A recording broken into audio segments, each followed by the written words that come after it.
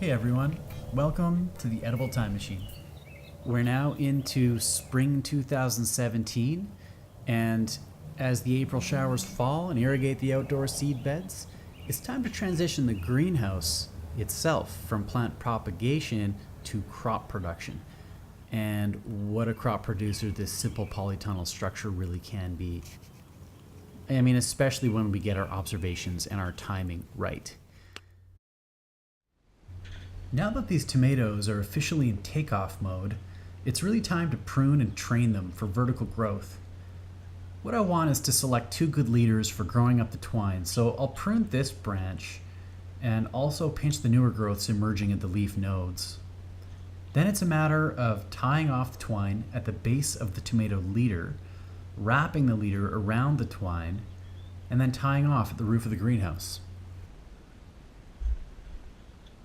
Make sure you tie to the tomato using a loop so that as the tomato grows, it won't choke itself out.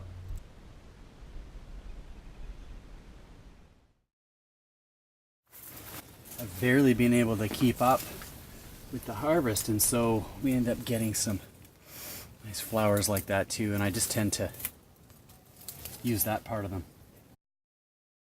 That's just going to create more branching opportunities for the basil. So at the same time, I'll be hitting it probably with a larger than normal dose of water and diluted urine, and then waiting a week or so before I start to harvest again. All right. And this as well, it's just amazing. The production and the way that it bounces back. The Genovese basil, definitely, it's bigger, bulkier, it produces more, but the flavor of the Thai is really nice.